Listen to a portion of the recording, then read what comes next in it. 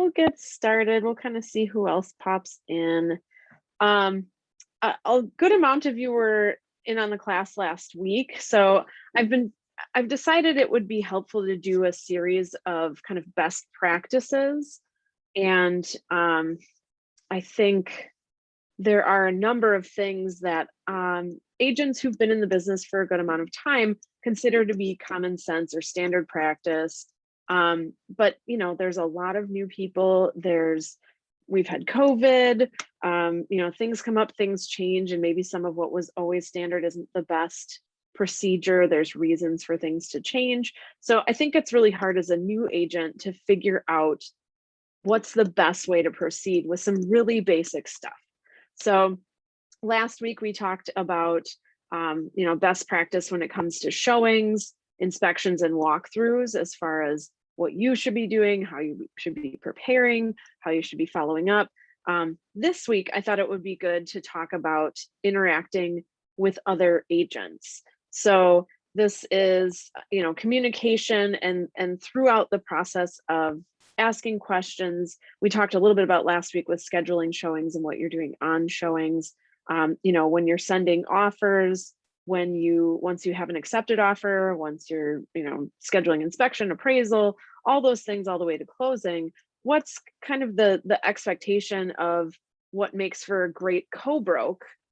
What should you be doing when you're interacting with other agents? And, everybody has their own approach in this business. So this is not the be all end all, but I think there are some things that are generally expected, or if they're not expected, they should be, because they're the most professional way to go about running your business. And at the end of the day, how we interact with one another and how we perceive each other is going to affect our clients, for good or for bad. So the way that you interact with other agents is super important.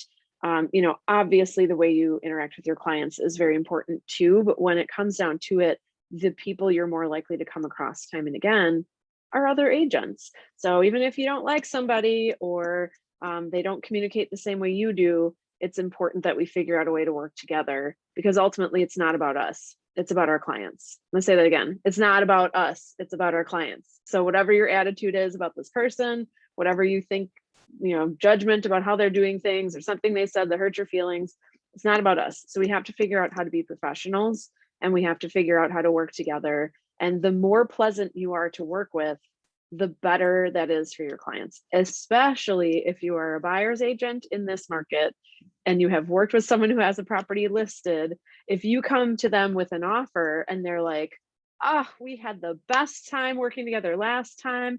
Everything was smooth. You were organized. You had great communication skills. It was pleasant. It wasn't about you. You didn't bring any drama. That was great. They can share that information with their client and say, you know what? We have some really close offers here, but I can tell you I've worked with this agent before, and here's what my experience was. And it's up to you, seller, to decide if that, is a factor for you in picking an offer. But they can at least speak to that. And why wouldn't you want to be that agent? Why wouldn't you, right? Like, who wants to be the agent that's a pain to work with? So here's some standard things that you may have already considered, may already do. There may be some stuff you haven't thought about, and it's always good to have a refresher, right? We could all use a little reminder once in a while. So when you are interacting with other agents, there's a lot of times that we touch base with each other, right? And there's a lot of technology out there that makes it so we really don't have to touch base with them at all. And there are some agents who make it very clear that texting is their preference, or you end up working through their assistant or whatever. But those initial interactions, I think, as much as we can make those human, is really important. So recognizing that everyone's busy, this market is crazy. If there's a listing agent who has a hot property, they're probably getting tons of phone calls. So I would say, with the intention behind all of this, it's to make your best effort to make those connections. But if the listing agent doesn't answer the phone, follow up with a quick text. Hey, I left you a message, just wanted to check in about this. Do your best to be the good communicator. And if they don't call you back, don't get angry about it. Just, figure out how to get the information you need. Don't waste your time and your energy on being upset about that stuff, because they probably have a good reason. And if they don't, like, so be it, do the best that you can. So when it comes to asking questions, so whether you are a buyer's agent and there's a listing your client's interested in, or you're a listing agent and you've gotten an offer and you have some questions about what's in there, the best thing to do is to just call, unless it's a quick answer thing. Anytime you can, calling, especially for negotiations, but also when it comes to those initial interactions, it is so much more pleasant. It is so much better received. It's just more human if you call somebody. So whenever possible, just a quick call. A side note, if you have a very full inbox, which I often do in my voicemail, if you notice that the person you called has a full voicemail, it doesn't hurt to just mention it in a nice way. And if you have a lot in your voicemail inbox, clean it out once in a while, because it's really awful when you try to call somebody and their voicemail's full. I also, again, recommend if you call and don't reach them to follow up with a text message, and try to keep those texts brief. I know it can be hard sometimes. Also, if this is somebody that is not in your phone or you haven't worked with before, when you text them, just put your name and your broker at the bottom. I cannot tell you how often I get text messages, especially when I have a listing, that are from random people. I have no idea who they are.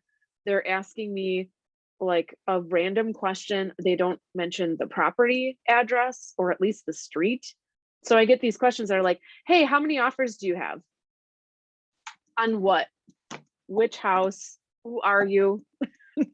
Take the time to be a professional. This is a text, it's informal, but at the end of the day, I don't know who you are, and you're basically sending me a short email. So just be a professional.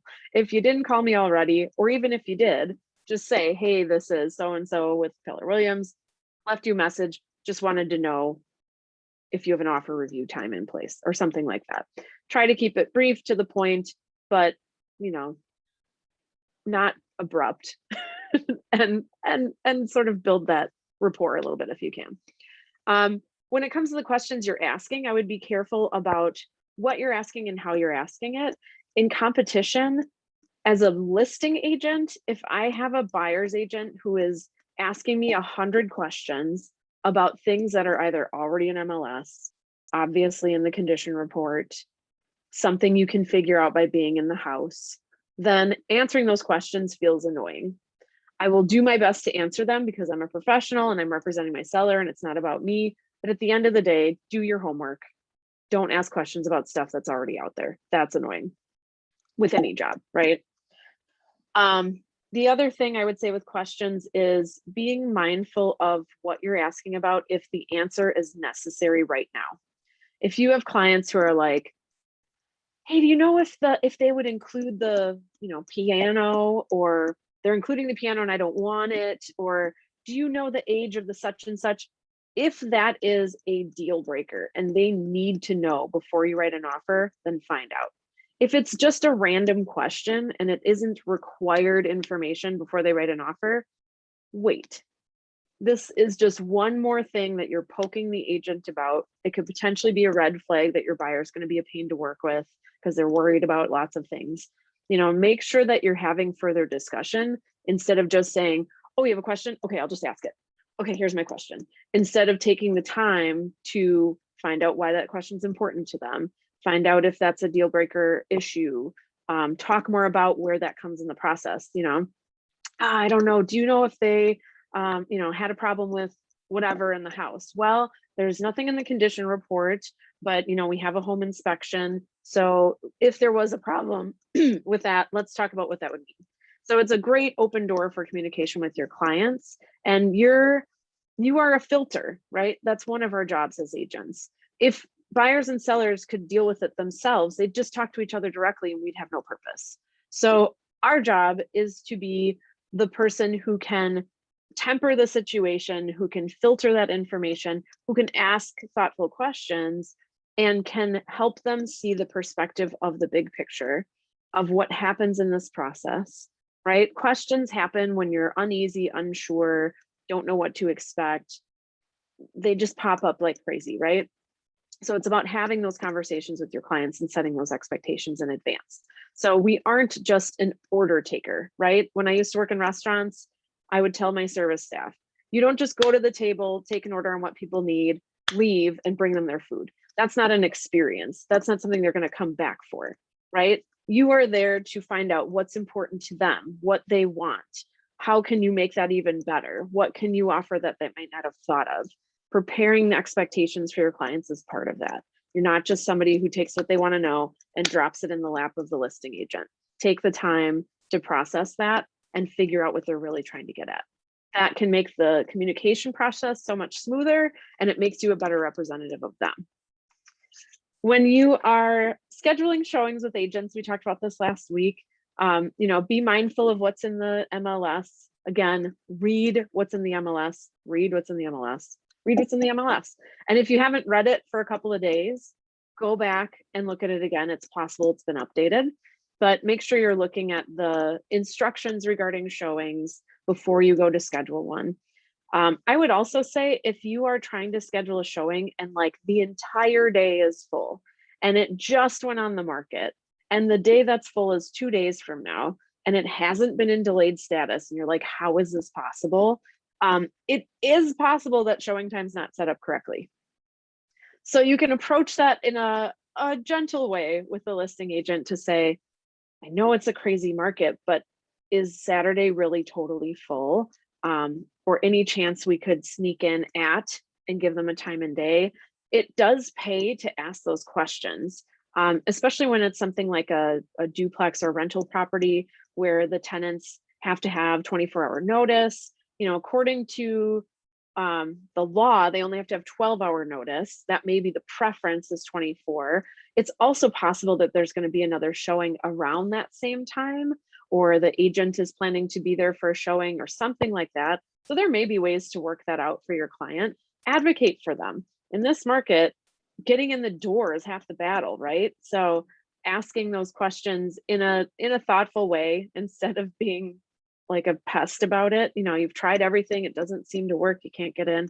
Okay, then check in with the agent. Hey, it might actually be full, but wanted to check and see if there's any chance we could get in Saturday. Can I And they ask a may question? say, yeah. So I've only done 2 showings and only one of them was with showing time. And so when I went on showing time, I wasn't really sure what the best practice is as far as how much time I should block. I mean, they were 15-minute increments and I took 2 spots. So it would be a half an hour because I thought that would be more appropriate than trying to get through a whole house in 15 minutes. So what are your thoughts on that? Yeah, so this has happened since COVID. So we used to have an hour and we could overlap showings and that hour gave us time to travel in between, to be there a little longer at one, a little shorter at another. That is almost completely out the window now. It is, generally speaking, I would say common practice is to give a half hour. I think 15 minutes is insane. I think it's inconsiderate and I think it's greedy. I don't think anybody can get through a house in 15 minutes. You end up having awkward interactions and agents that end up waiting with their clients for the previous party to get out of the house. So from a listing perspective, I would say don't do 15-minute increments unless your seller instructs you to do so. It is otherwise a silly thing to do, because then what happens, people block more than one window of time. Technically speaking, whatever window they're giving you, they're expecting you to take one. And if you are only given 15 minutes, I would say, yeah, it's not realistic to get through a whole house. So what I would tell my clients is our scheduled showing time is X. Let's plan to either get there 15 minutes early and do the outside, or stay 15 minutes late and do the outside. So get right inside, get right to the parts that are important to them. If the basement has to be finishable, go there first, make it more efficient, because you don't want to leave the next party waiting. And you also don't want to have your clients feeling rushed. So it's a way to kind of work around that. But yeah, these 15-minute intervals, I had one for a duplex the other day. I was like, get out of here. This is ridiculous. And yes, you can call the agent to try to get a better time, which is what we ended up doing. So again, communication is key. It's also possible, it happens a lot lately, I feel like, that people go to set up showing time and they do it wrong, or showing time doesn't save properly, and they might not know. So reaching out to them directly to say, hey, I'd love to be able to get a half an hour for these folks. They're driving in from out of town to see this house. Is it okay if we set up, two windows next to each other? Or is it okay if we do a 30-minute? And they might be like, what, 15? Oh my gosh, that wasn't my intention. The little number thing scrolled and I hit the wrong button. So stuff like that happens sometimes too. Don't assume that everything that's out there is intentional. People make mistakes, and it's all about how you approach it. So yeah, that's a good question, Amy. It is hard to get people through a house in 15 minutes. If you have to do it, the more preparation of your clients you do, the better.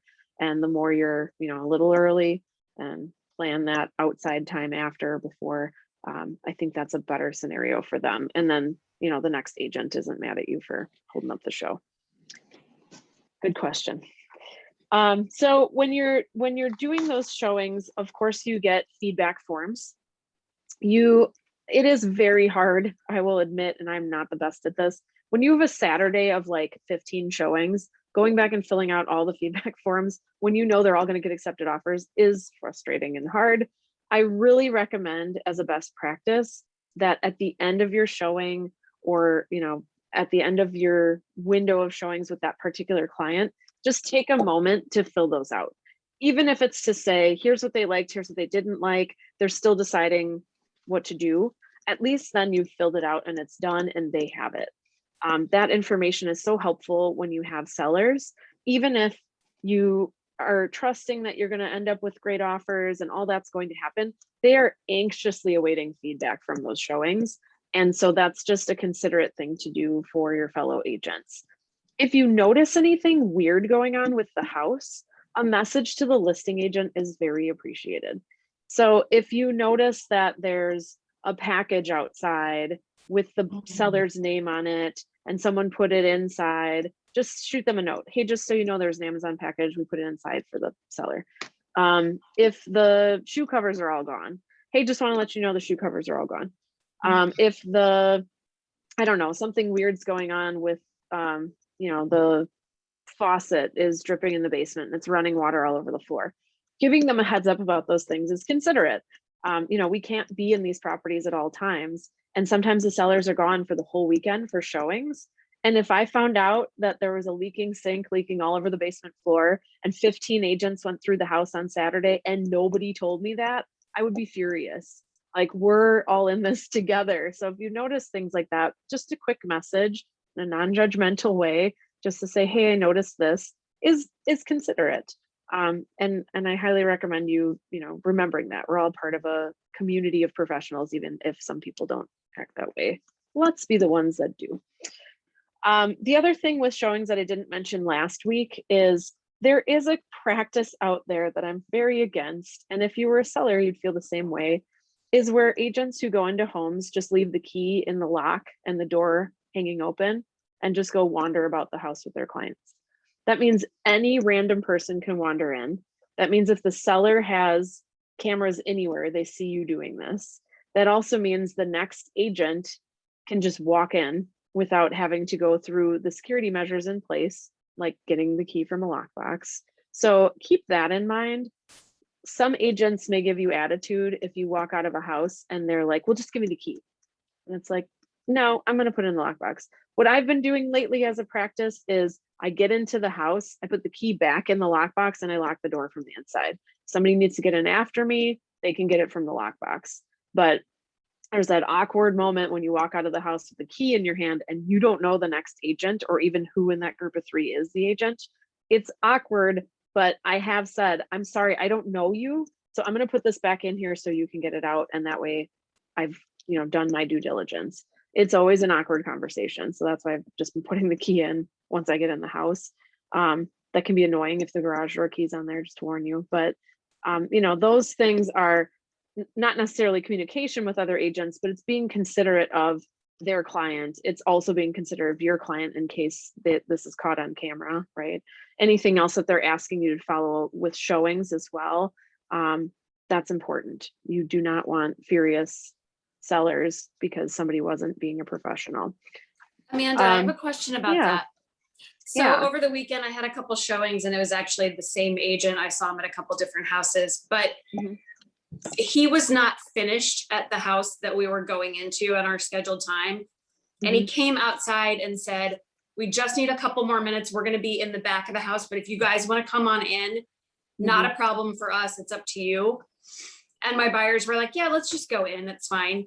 So then when he left, I mean, obviously he said to me, the keys are right inside on the front table. I mean, that's like fine, right? If they're already in the house and they're leaving and you're now already in there, do you know what I mean? I would be careful. I would be careful. If he doesn't know you, that's him letting a stranger in the house. He's letting 3 people he doesn't know in the house. Okay. You could be a neighbor walking around, just want to be nosy. What I've seen happen is when that starts to happen, people in the neighborhood just wander in because they think it's an open house. I mean, truly anybody could wander in from a safety of the house perspective and from a safety of you perspective. So if you know the agent, this may be a different scenario and you can vouch for that. But ultimately, there's a reason they say no overlapping showings. It's because they don't want 2 groups in the house at the same time. And that was the other thing that was really weird because we were scheduled for 30 minutes and my buyers walked through in 10 and they were like, nope. So when we left, there were already like at least 2 other cars with realtors and buyers pulling up, walking up into the house. I was like, wait, so are there overlapping showings? It didn't say anything in showing time about it.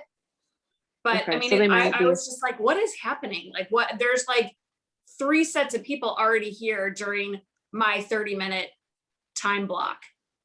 Yeah, I've seen that a lot. Well, and yeah, it is happening more often that they're opening up overlapping showings. I'm especially noticing this in further out suburbs and rural areas. It happens sometimes. I mean, you want to be as careful as possible. You know, if I walk into a house and the key is in the lock, I put it in the lockbox and I lock the door behind me. I'm not the guy that's letting other people in. If it's a Sentry lock, then I'll usually key code it and open it anyway so that I'm on record for when I came in. Just be mindful. I mean, it feels like a free for all and it's a party and everybody's like, come on in. But like, if you own that house, how would you feel about that? Yeah. This is a revolving door of randos. I don't know who any of these people are. They're not using the lockbox. Not cool. I don't care if it seems no, fine that's great and it's advice. common. I'm totally going to do that going forward. Yeah, I would say let's make that more common practice. Yeah. And I, you know, if you're concerned about this from a listing side, which is totally understandable, if you are able to, just be there. Just be there on Saturday, be there on Sunday, or have somebody help you out to have a person there in the house who's there on behalf of the seller to just keep an eye on things. Because then at least they're there to see who's coming in and out, to keep an eye. You know, if you don't want the time frame of people opening and closing lock boxes to cause a delay in getting in and out of the house, and also just to kind of see how everyone's reacting, following directions, stuff like that, just be there. Just plan to be there. You know, the peak times on certain weekend days, even just to know that, you know, there's somebody there to keep an eye on things is not a bad idea. You know, it doesn't necessarily have to be an open house. It could just be that you're there. You know, give people a heads up so you don't freak them out. But, you know, you're just there as a reference. And that's really excellent customer service if you can pull it off timing wise. Even if you have someone there in your place to say, you know, here's some basic information, don't miss this and that. Don't worry about the door lock, you know, it's already unlocked, and give them a heads up that's what to expect. I would love that. I've only come across it a few times with listings, and I've found it to be such a welcoming way to approach it. And sellers love it too. I just want to make a quick comment. I've noticed doing showings just for safety purposes, even if I have the key to the wrought iron of the security doors, I lock them because once I leave the front door area, I don't want anyone walking in on us, especially if it's 2 women. And then as well as coming prior to the showing, they will let me know if it's a double booking.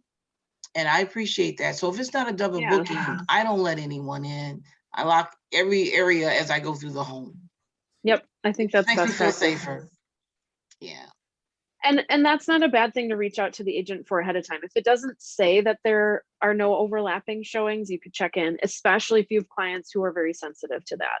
I have some clients who work in hospitals, have super compromised immune system family members, stuff like that. They're already hesitant about getting out there. COVID has not gone away. So, you know, asking about that in advance is not a bad idea, just to say, are there overlaps? You know, I usually lock everything behind me, just want to check. That's why I've started just putting the key back in the lockbox and locking the door. You know, if our shoes are at the front, people know we're there when they walk in, so they're not surprised by us. And that way they can get the key and we're safely inside. Yeah. Yeah, that's a good point. Yeah, so once you've done showings and you're going to send over an offer, there are some things that are definitely best practice, and there are some things that people do that I would say are not best practice. So if you're going to be writing an offer, those listing agents are bombarded with information and also just the day-to-day emails they're getting. So I highly recommend that you fill out the showing feedback and mention that you're planning to write an offer. Reach out to the agent directly and by phone to introduce yourself and let them know that you're writing an offer. That's a good time to ask any questions. Agents usually tend to give you a little more helpful info when you call rather than text. If you can't get a hold of them, or even if you can, text when you send the offer over. Hey, on the phone. Yep, great. So nice to talk to you. Thanks for answering my questions. Just so you know, when I send the offer, I will text you. And then when you text them, you say, hi, just sent over the offer for Beth Ann Drive, Amanda Schroder, Keller Williams. Please confirm receipt. That way they have 3 different places where they know it's been sent in, and you're not just blindly emailing them an offer. Every single time I have a listing, I get at least a few offers that are just blindly emailed to me. I have no notification they're coming. I have no follow-up to make sure I received it. Lisa Packard had a mention in our Facebook group last week that she had 2 offers that went into her spam folder, and she didn't even know that they were there until one of the agents asked her if she had received their offer, because they hadn't done any of the work in front to let her know it was coming. Don't be that agent. This isn't the market for that agent, right? There's way too many offers coming in. There's way too much competition. If somebody can't handle the basics of telling me they're sending in an offer, when it's most important that I know who they are and what they're doing, if they can't do it then, how am I going to be able to communicate with them come inspection negotiation, right? So do that work up front. Did you Super say important to do that as well as like do it in showing time for feedback and then send a separate notification saying we will be sending an offer? Yeah, I would. Okay. I would. Okay. When I'm running around on a Saturday and I've got 10, 15 showings and I have a listing and I've got all these agents reaching out to me about things, I lose track of who said they're sending what. Okay. And if I've got them in text message or I've talked to them on the phone, I have it in my head of who's sending those offers in. Okay. I'm going through feedback forms, but it's all hitting so fast that just cover your bases. Okay. I have a quick question. Yeah. I know this is a question like other agents I know have asked, but also like even clients and people that you work with. So, you know, in Wisconsin, you can conceal carry, but walking through a home that's somebody's private home, as an agent and as a client, is that allowed? Geez, that's a good question. I've never come across that before, so I can't speak from experience. Fair enough. My expectation would be that you're on a private property and shouldn't have that with you. That would be my expectation.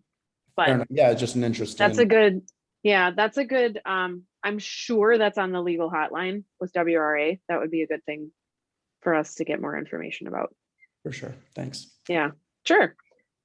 So once you've sent in your offer, you know, it is best practice to get some idea of when offers will be reviewed.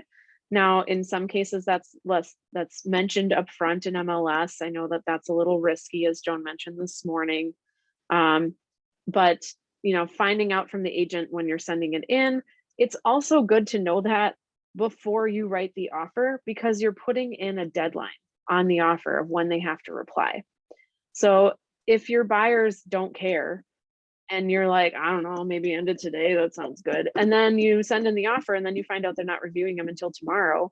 Well, now you're the jerk who needs a reply today and they're not reviewing offers till tomorrow. That also means that basically your offer expired before they even looked at it. Now they could counter back, that's still allowed past the deadline. But if they're going to accept it, then you've got to do the extra paperwork of writing a counter to change the deadline. It stretches things out. It leaves room for other offers to come in. So find out up front when you're writing the offer and make sure that date's correct.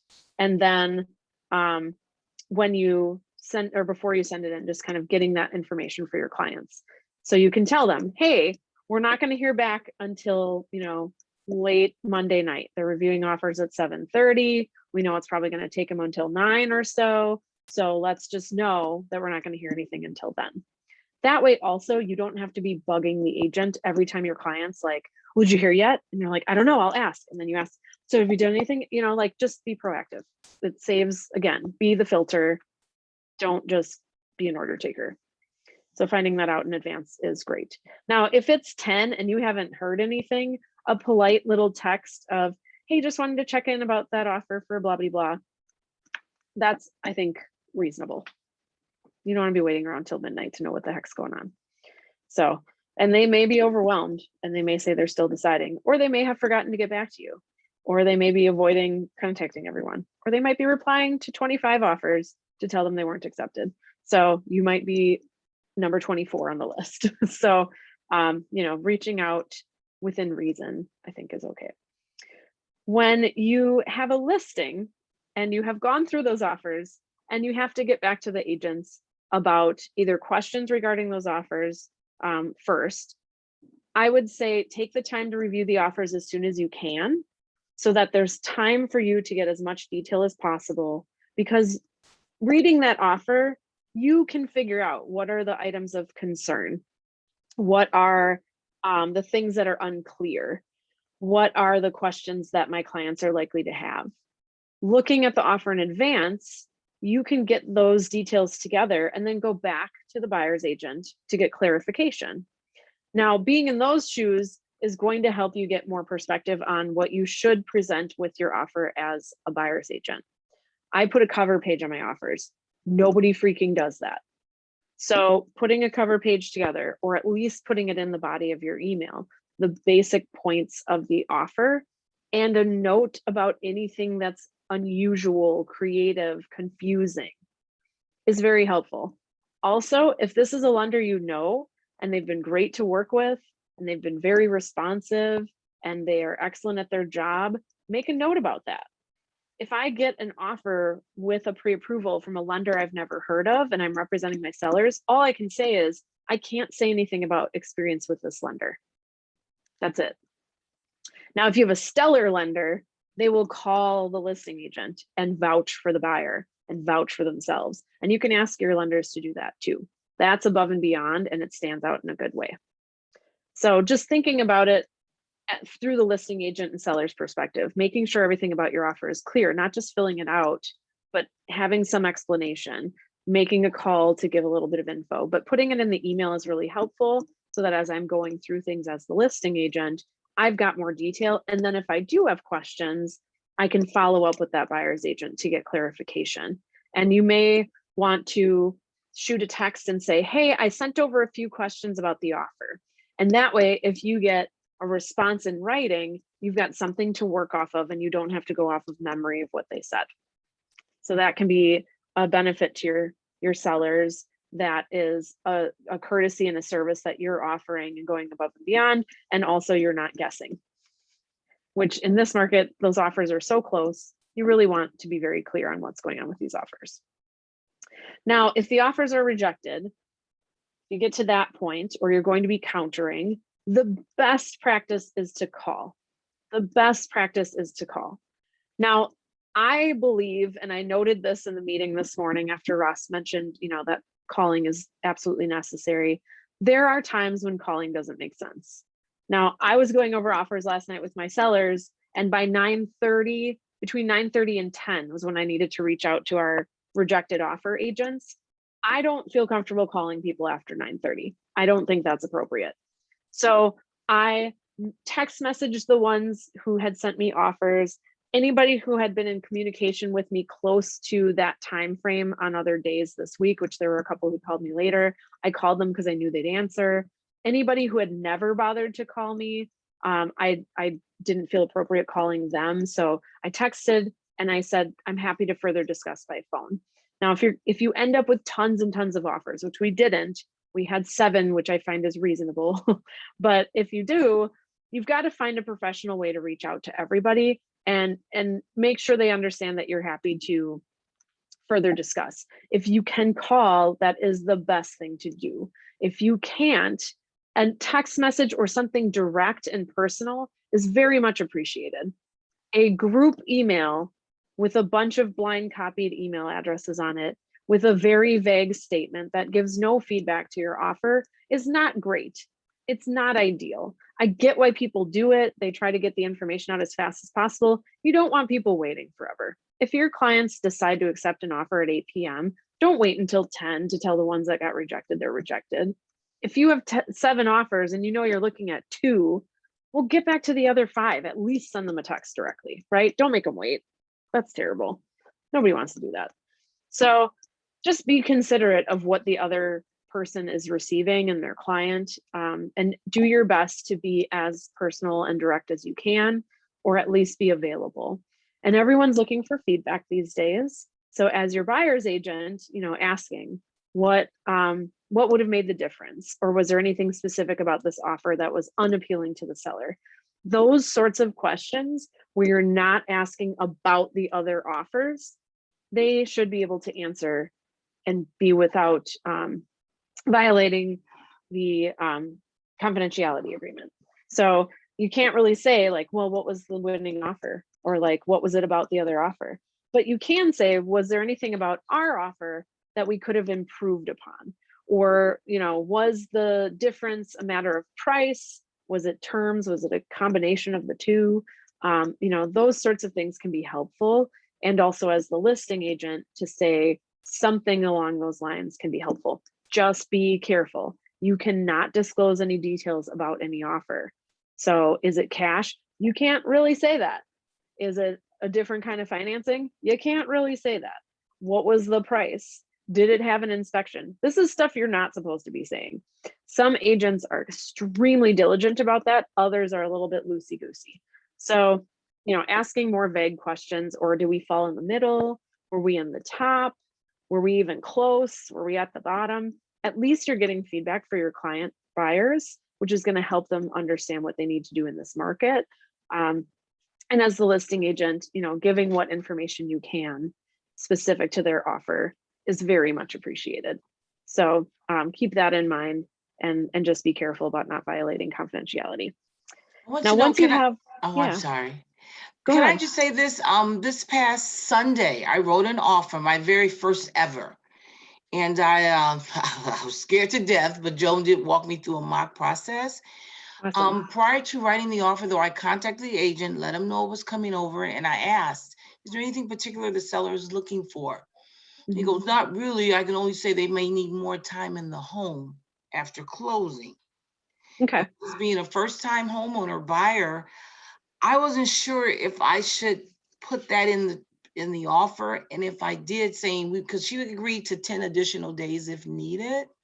Mm-hmm. That's something I should have wrote in the offer, and if so, I didn't know where to put it. Yeah. Was that addendum A with the homeowner's warranty? When I did get rejected, I didn't ask why though. Yeah, I would say it's good to follow up and ask. Sooner is late is better, just because after a while they probably forget. When it comes to that, good questions to ask before you write the offer, if it's not already an MLS, is do the sellers have a preferred closing date? Do the sellers want post-closing occupancy? Because that's super popular right now, post-closing occupancy. And if there was anything else specific that they should know, if they haven't given you the information already as to when they're reviewing offers, so that you can give a reasonable time for reply. If the seller would like post-closing occupancy, there's a document called the Addendum O that is specifically for occupancy. It's kind of like a 1-page miniature lease of sorts. Okay. It spells out all kinds of things related to someone either moving in early or someone staying after closing and what that looks like. So yes, I would definitely do that on paper. When it comes down to it, anything that can be in the document is stronger than something you say verbally. So if it's appropriate to put it into your offer, and those are good questions to have for Joan or even the helpline, then I would put it in. If it doesn't make sense as part of the offer, remember the offer is an agreement between buyer and seller that has to be upheld. So whatever you put in there isn't an opinion or a feeling, it's a stated fact. So Right. if this, then that. This happens, this will be the result. So if it's something outside of that, it may be something you need to either put in your cover page, put in your email, verbalize when you call the agent, include it somehow with the offer so they know. But yeah, occupancy, I would put on an addendum O so that it is solidly in the agreement. Right. I mean, that's what she was willing to offer. I don't know if they needed longer or not. So that's why I'm like, do I need to write this out? He just verbally told me that. Now, if I had just put it in my cover page, would that have been sufficient, letting them know that we were? No, I would put it in the offer. Use the addendum O. Yeah, if the Addendum O. buyer agrees to it, because it's very clear if they have to pay for that time, who's responsible for the taxes during that time, Right, 'cause I'm like- utilities, what if something breaks? It is all spelled out. And because post-closing, that occupancy, that's an agreement directly between buyer and seller. We are no longer involved as agents after closing. So Okay, got it. that piece of paper protects them and makes it very clear what's going on at that point. Okay. So it's a protection understood. for your client too. Yeah, that's a Okay, good but I question. do want to just say one last thing. The agent did email me back right away, letting me know it was not accepted, but if it falls through, they'll contact me right away. Yeah, At least that's what he Yeah. said. yeah, and that may happen. I would say if you're watching those listings for your clients and it's been a while and it still hasn't closed, it doesn't hurt to check in. When it comes to a rejected offer, we will always try to offer that they could be in a secondary position. That is really rare that somebody wants to do that. It basically means they're stuck waiting. They can't write an offer on anything else during that time. And it does mean we have to counter that offer to state that it is a secondary offer. So rather than send the rejected documents, we send a counter to say it's secondary. So if your buyer is like, there is no other house for me in the world, I'm 100% in love, I'm willing to wait a week or two to see if they get through inspection okay, or whatever it is, you can do that. And technically speaking, if you put a listing in MLS and it gets an accepted offer and it says active with offer, so an offer with contingencies, and it does not say pending, you can still show it and the sellers can still accept secondary offers, and they can accept more than one secondary offer unless the secondary offer says it's exclusive. So that can all happen and has to. If you get an accepted offer and it says accepted offer with contingencies, you should not be blocking all showings and rejecting all showings. If the seller wants no more showings, then it goes to pending. If you get through all your contingencies, then it goes to pending. So every once in a while, there's an agent police out there who is watching what you're doing. And if you reject all their showing requests, even though you have an accepted offer with contingencies, they're going to call you out for not allowing showings when it's active. Amanda, I have a question about Yeah. that. Yeah. So I had a property that a buyer wanted to see, and it said, it was accepted offer. Yeah. I scheduled an appointment. The listing agent canceled it and said, we already have accepted offer. And I said, my buyer's really interested. They'd just like to go through anyway. Can we just take a look at it? And she's like, nope, we're not allowing any more showings.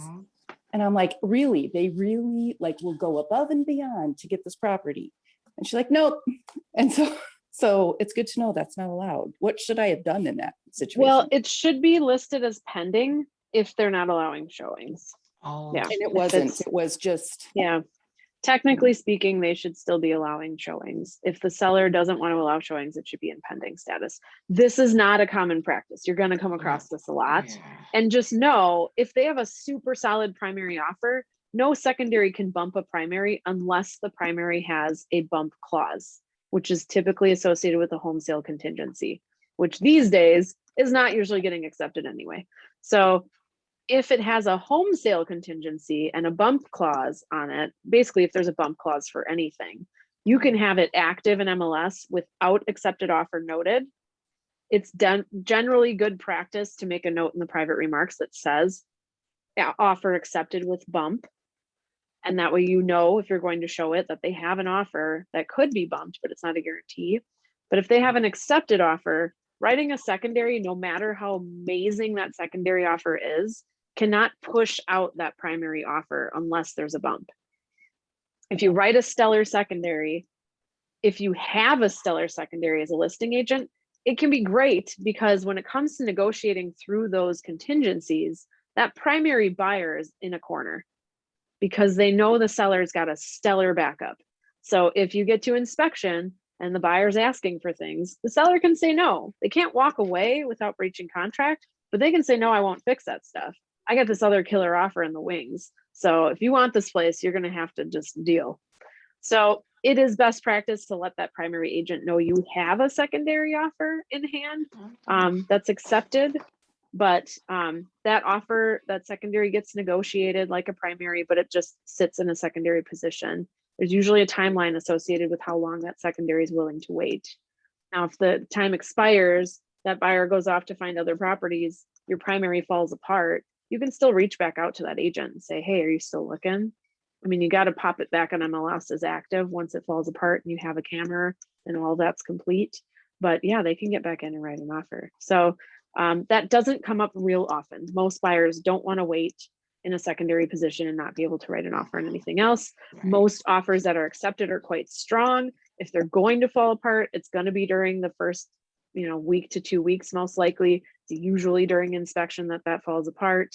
Everybody's writing these crazy offers without contingencies in them or very limited contingencies. So that makes it less likely that it's going to fall apart unless the buyer gets cold feet and just runs for the hills. So, helping your buyer understand that secondary position is not a guaranteed accepted offer, no matter how good it is. So it's why it's important to jump on places when they're first listed. So okay, thank you. Yeah, you're welcome. When it comes to getting that offer accepted, it is such good practice to tell that agent, oh my gosh, we're so excited. Thank you so much. We look forward to working with you. I'm going to follow up with you tomorrow to confirm all of our due dates and deadlines. Doing this ensures that you're on the same page. For me, my assistant does this part. So she sends our due dates and deadlines to our clients. She sends our due dates and deadlines to our co-broke, and she checks in with, depending on which side we have, the lender or the title company, right? Buyers checks in with the lender, seller checks in with title company. That is to ensure we're all on the same page. There's no confusion. Everybody knows what's going on. It's also a way to double check your work. On occasion, people will say their loan commitment is so many days, and then they pick a closing date, and the loan commitment ends up ending after the closing date, or the loan commitment ends up ending less than 3 days prior to closing. That can be a problem with the closing disclosure. That can cause last minute unnecessary drama. So it's you should check that when you're writing an offer, when you're reviewing an offer. But if you missed it, writing out those dates is a good time to catch it. And communicating that with the other agent in a nice way, not like you probably don't know what's going on, so here's the deadlines, but like, hey, just wanted to double check I have the right due dates. Here they are, is really above and beyond quality professional work, makes you someone who's nice to work with. So sending that out to confirm is great. That's also a good time to, if you're the buyer's agent, ask if there's any dates or times that you should avoid when scheduling the inspection. And what the instructions are for earnest money, if it's not already obvious in the MLS. Usually if it's a big brokerage, if it's a brokerage like Shore West or Coldwell Banker, they typically, you can just send it into any of their offices, but I would confirm that. So confirming that with the co-broke, the listing agent, confirming that with your client, just to keep that moving along smoothly. Now, if you have, really either side, asking what title company or what the title contact person is also great. Then you have that on hand. You can share it with the lender, or you can share it with the title company if you're the listing agent. So that's good proactive info to get in advance. And then scheduling that inspection within the first couple of days, contacting the agent to set that up is really ideal. Inspection should happen as soon as possible. Don't wait a week to schedule that. Your contingency timeline starts ticking the day after acceptance. And to the best benefit of your client, whether it's buyer or seller, that should happen as soon as possible. So I set the expectation with my clients before we even go out on showings, and while we're talking about inspections on showings, that ideally that inspection happens within 3 to 5 days after acceptance, depending on how hard it is to schedule the inspector and a time when the buyer's available, I'm available, and the seller's okay with us being there and they're cleared out. So asking them if there's any times to avoid for that is a great idea, and then scheduling that as soon as possible. Best practice, you're there for the inspection, or at least for part of it. And in some cases, they require that you're there for the whole time. Best practice, your buyer's there. It's an important time for them to learn about the house, to see things for themselves, for you to see things for yourself when you're negotiating, and to make sure before you leave, you know, the thermostat's turned back, the lights are off, all the doors are locked, that everybody behaved while they were there. They followed the rules and instructions. They didn't leave footprints everywhere. They didn't pull things apart or mess up the, you know, bedding or whatever, like sitting on stuff, you know, like it's not their house yet. So you're an advocate for the home and a representative of our profession while you're there. After the inspection, I should also say this, before the inspection, when you schedule it, if you do it in showing time or you tell the listing agent, include that you will be there and the name of the inspection company or the inspector. It's really nice to have that information in advance. And then after the inspection, follow up with a call. Hey, we're all done, so the seller can head home. And overall, things were good, but there were a couple of big problems or big items that came up. We'll have the report by tomorrow and I'll follow up then. Just give them a heads up. The seller is dying to know what happened in that inspection, and the listing agent should be curious too. Now, if you're the listing agent, I would say, hey, if you don't mind, just give me a call when you're done and kind of let me know how it went. Let me know when you're out. That would be helpful. Or, hey, I see you scheduled the inspection. Who's the inspector? Are you planning to be there? Just be proactive. When it comes to appraisal, that appraiser is contacted through a third party by the lender, and typically they'll wait to order it until after the inspection happens. So the inspection happens and it looks pretty good. There's nothing major. It doesn't seem like you're going to hit any major roadblocks. You can kind of give the lender a heads up. I usually copy my client on that communication. Hey, inspection went pretty well. We're still going to work through negotiations. Sam and Carrie wanted to wait to order appraisal if they could, or they're okay with ordering appraisal. And then let the listing agent know. Heard from the lender, appraisal's been ordered. Please let me know when you hear from the appraiser, because the appraiser reaches out to the listing agent to schedule that time. For the appraisal, typically the seller's not home. Typically the appraiser goes on their own or the listing agent meets them there. Best practice, be there as the listing agent. Be there with your seller improvements list, your comparables pages, an explanation of where you came up with this price, and any information regarding other offers you received. We received 7 offers on this property. They range from this price to this price. You can share that information with an appraiser. You could even take the first page of each offer and just block out the buyer names to show the prices. Advocate for your client, advocate for, you know, the whole process. Giving the appraiser some information like that can be helpful. You can even ask them, do you want me to have a paper packet for you, or should I email one to you?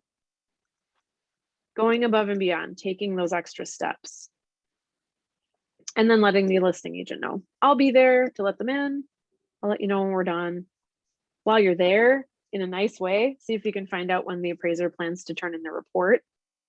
If they think that it's looking pretty good, you know, be charming, point out the highlights, do what you can. And then let the buyer agent know, hey, the appraisal happened. He said he should have the report back in a week. And we're all on the same page. Nobody's wondering and getting anxious. And then when it comes through financing, that's pretty straightforward. As you get the appraisal report back, if all is good, it's important to send that over if it is low. But I would do that, give them a call. If it comes in low, If you don't have qualifiers in your offer, talk to that agent. But first talk to your client and see what they want to do. But that's definitely a call situation. Anything that's a negotiation, inspection, repairs, credits, getting information about the house related to the inspection, stuff that was called out as a concern, more info you can get about what the sellers did. And then if the appraisal comes in low, talk through it. That's not a text message or email sort of a thing. And then once you have financing, loan commitment, you can let the other agent know. I would say if the appraisal comes back good, but it's not approved by the underwriter, you may want to hold off on saying anything yet. Wait until you've got underwriter approval. You can even say to the listing agent, the report is back, but we don't have underwriter approval yet. I'll let you know when we do. Just having those check-ins is so appreciated. And then once you have loan commitment, make sure that you have your buyer signing a permission to share the loan commitment, which is really just a notice. The verbiage is in zip forms. You could have them sign the loan commitment and just send it in that way. Best practice, have them sign a notice that says the financing contingency is satisfied. They give permission to share the loan commitment from this lender, dated this date. And there's verbiage about that in zip forms, and you can ask Joan or the helpline for that too. And then turn it in on time, because the one time the sellers could walk away, well, there's a couple of times, but the main one is if the loan commitment is late. So just make sure you're communicating. Hey, I have loan commitment. I'm sending it over today. Please confirm receipt. And then as a listing agent, confirm receipt. Make sure you tell your seller. Last couple things, we're going to run a little bit over. When it comes to closing and walkthrough, so very oftentimes these days, the sellers are pre-signing. So make sure you're communicating that. If you're the listing agent, you're letting the buyer's agent know, hey, the sellers are going to pre-sign. So whenever and wherever the buyers want to sign their closing documents, great. Just let us know. When you're on the buyer's side, it may be important to your client to know that, or the lender as they're scheduling the closing. Hey, are the sellers going to pre-sign, or are they going to be there in person? Then you know, do I have to reserve more than one room? Let the lender know, make sure the title company is aware and confirm that with everybody. When it comes to the keys, the garage door opener, the code on the garage, that sort of stuff, make sure you're asking the agent about that too. Hey, are there going to be, does the seller have keys in the house at closing? When you're scheduling your final walkthrough, that's a good time to ask, should I take the key from the lockbox and bring it to closing? Or should I take the key and the lockbox and bring them to closing? Sometimes that's a nice courtesy, but the listing agent doesn't have to go back and pick up the lockbox from the house. And sometimes it causes a problem. Maybe the seller still expects to go back in the house after walkthrough for something, and that's their only way in. So ask and don't assume. Always ask and don't assume. And then if you do bring it to closing, remember to bring it to closing and give it to the title company person or the other agent if they're there at closing, which does vary. Whether if their client's not there to sign, it's pretty rare that they're there on their own, but sometimes they do. They got to pick up their check anyway. Another good thing is after you do the final walkthrough to follow up with the agent. Hey, final walkthrough went well, or hey, final walkthrough was good overall, but we noticed these items still in the house. Are the sellers coming back to remove those? Take a picture of them, send them the pictures. And then if that stuff needs to be out and it's, ideally you're doing your walkthrough a day or two before closing, just in case. Doing it right before closing can cause a bit of a scramble if anything like that comes up and your buyers aren't laid back about it. So giving a little time to do that, and then you may have to go back and do a follow-up walkthrough if it's something significant. That's also your time to check that repairs were done if it's something you can physically see. So just checking back with the listing agent about that is great. If you're the listing agent and you haven't heard from the buyer's agent, follow up. Hey, how'd the walkthrough go? Any concerns? Did you grab the lockbox? Whatever it is. So just that kind of follow-up is so nice. And if the other agent isn't at closing, for you to say, hey, thanks, it was nice working with you. We'd love to do it again. Congratulations, etc. Then follow up with a text or a call after. Ideally a call. It's just that last warm touch, that last nice impression. Even if things got heated in the transaction, it's your chance to kind of leave things on a high note. Hey, closing happened, everything's good, checks are cut. Buyers are so excited. Sellers are so excited. It was a pleasure working with you. Thanks so much. If you need anything, just let us know. It's a nice way to just kind of wrap it all up. And then the next time they have a listing or they have a buyer, they remember you in a good way because you connected with them all along the way, whether it was you or your team, but you were following up, following through, on top of things, proactive, professional all the way. That's what we should be doing. And it's not that hard. It really isn't that hard. It's just a matter of knowing. And at the end of the day, just be conscious of what would be something you'd want to be experiencing, whether it's as the other agent or one of your clients. At the end of the day, what is the most courteous thing to do? What is the most considerate and professional thing to do? I don't say common sense because Lord knows it's not always common. But those sorts of very basic things will make you a superstar in people's minds. Kind of sad, but it's true. So these are some really good best practice things to keep in mind throughout the process. And especially in this market, the more you're doing things like this, the better impression you make, the more beneficial it is to your clients down the road. And not just to your clients, but let's be honest, we're the new kids on the block when it comes to being a brokerage in the area, and we're real big now. So any KW agent that's out there is representing our family. So the better you're doing, the better we all benefit from it, and vice versa. So keep that in mind. It's not just you, you're part of a family. And people like to say, oh, those Keller Williams agents, blah, blah, blah. Well, I hope what they're saying is they're so professional, they're great at communicating, they're really on top of it. They ask smart questions, but they pay attention to the MLS. That's the stuff we want you to be doing. And it's really simple. This is not rocket science, and this is not difficult. These are some basic things that I know you can all pull off. So I hope you found that helpful. Thank you for listening. It wasn't much of a discussion today, but I had a ton of stuff to cover. And if you have follow-up questions, I'm happy to answer. We have the helpline. Joan's a great resource as well. We should have some exciting things coming up soon for the launch program, so keep an eye out for that in May. And again, accountability. If you want someone to help you set up your goals and hold you accountable to those things, I set up 20-minute phone calls every week. Text me to do that, and I'd be happy to schedule one with you. And I hope you all have a fantastic week and enjoy the warm weather today. Thank you, Amanda. All right, you're welcome. All right, thank you. Have a good afternoon. Thanks, you too. All right.